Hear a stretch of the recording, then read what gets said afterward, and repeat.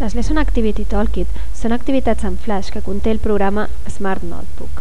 Aquestes activitats són molt fàcils de realitzar, ja que simplement són plantilles que cal omplir.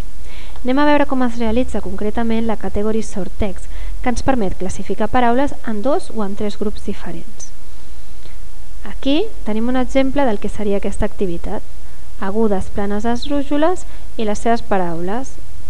Anem a classificar-les, equivocant-nos en alguna per veure què succeeix i com ens detecta l'activitat que l'estem realitzant malament. Col·legi, posem-lo aquí i tan bo. Anem a comprovar-ho. Doncs tinc aquestes dues que estan malament.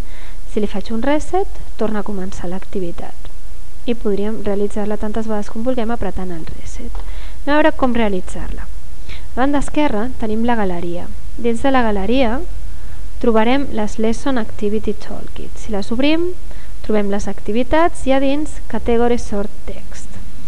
Ens han sortit 6 activitats, però realment és només una, ja que simplement canvien de color. Triem aquella que més ens agradi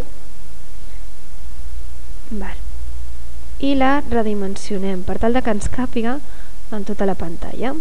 Ja la tenim. Doncs vinga, anem a editar-la. En el menú ens permet triar si volem 2 o 3 columnes. En aquest cas en farem 3. Les primeres seran les agudes, després tindrem la segona columna que seran les planes i per últim la tercera columna seran les esdrúixoles. D'acord. Anem a definir unes quantes paraules. Màquina, que la definim com a esdrúixola, tercera columna. Podem posar bolet, que seria aguda i és correcta. Síndria, que també és esdrúixola. Estrella, plana. Continuarem per aquí. Col·legi, és plana. Pera, que també és plana. Tambor, que és aguda, i en posaríem una altra d'aguda. Jardí, que també és aguda.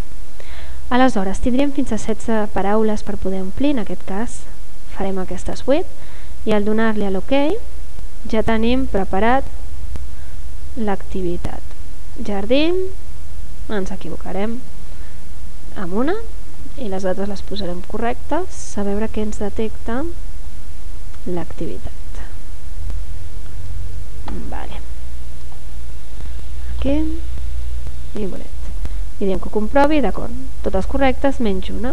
Ja podem fer un reset i tornar a començar amb l'activitat.